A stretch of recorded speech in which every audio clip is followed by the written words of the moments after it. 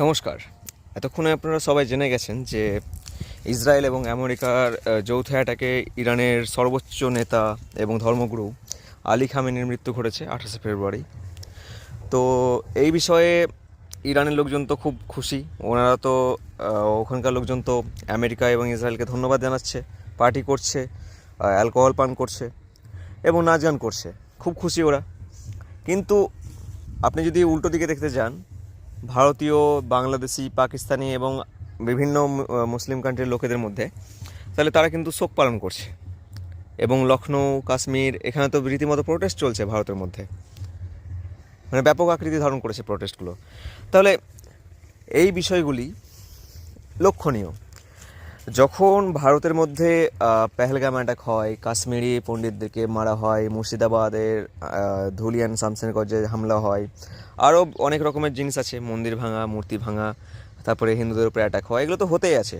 শুধুমাত্র হিন্দু না, খ্রিস্টানদের উপরে অ্যাটাক হয়, বৌদ্ধদের উপরে অ্যাটাক হয়, এগুলো তো আপনারা দেখে আসছেন। তাহলে সেই সব বিষয়গুলো নিয়ে কিন্তু কোনোদিন দেখবেন না যে এখানকার কোনো সেই লোকগুলো যারা এখন ইরানের খামেনির মৃত্যুর জন্য শোক পালন করছে, কান্নাকাটি করছে, বুক চাপড়াচ্ছে, মাথা চাপড়াচ্ছে, তাদের কিন্তু দেখবেন না যে ওরা কখনো এসে এই আমাদের হিন্দুদের জন্যে বা বাংলাদেশি হিন্দুদের জন্য কোনোদিন একটা শব্দ পর্যন্ত করেছে। ঠিক আছে, এবার বিষয়টা হচ্ছে ইরানের লোক কেন খুশি। এটা তো হয়ে গেল দোগলা আমাদের ভারতীয় মুসলিমদের কথা। সবাই না, কিছু কিছুজন, আমার অনেক বন্ধু বান্ধবী আছে যারা মুসলিম, কিন্তু ওদের কোনো সমস্যা নেই এইসব বিষয় নিয়ে, ওরা রাজনৈতিক ব্যাপারে ঢুকতেও যায় না। আমিও রাজনৈতিক ব্যাপার থেকে দূরে থাকি, কিন্তু এই বিষয়গুলো নিয়ে না বললে না। আমি কিছু ইতিহাস আপনাদের সাথে তুলে ধরতে চাই। বিষয় হচ্ছে ইরানের লোকেরা কেন খুশি, এটা তো একটা স্বাভাবিক ব্যাপার না। বিষয় হচ্ছে যে ইরানের পূর্ববর্তী নাম তো আপনারা জানেন, পারস্য, যা গ্রেটার পার্সিয়া নামে পরিচিত ছিল একসময়।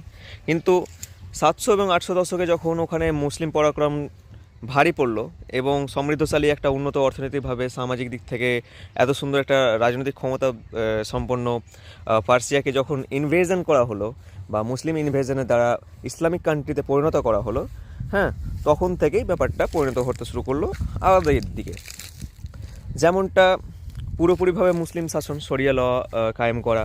তারপরে এই খামেনির মৃত্যুতে খুশি হওয়ার কারণ হচ্ছে খামেনি যখন পুরোপুরি শরিয়া লটাকে একদম কায়েম করলো, সেখানকার যুবক যুবতীদের খুশি, হাসি, তাদের ব্যক্তি স্বাধীনতা, তাদের পোশাক পরিচ্ছদের স্বাধীনতা, তাদের গান বাজানোর স্বাধীনতা, তাদের রাস্তাঘাটে বেরোনোর স্বাধীনতা থেকে শুরু করে বিভিন্ন ধরনের স্বাধীনতা, যেই রকমটা শরিয়াতে লেখা আছে সেই ধরনের জোরপূর্বকভাবে পালন করা হতে লাগলো। এবার বিষয় হচ্ছে যে ধর্ম পালন করা যেতেই পারে, ধর্ম পালন করা সেটা একটা ব্যক্তির স্বাধীনতা, সে নিজের ইচ্ছেতে করবে, কিন্তু জোরপূর্বক করে দেওয়া, সেখানে প্রশাসন খাটিয়ে দেওয়া,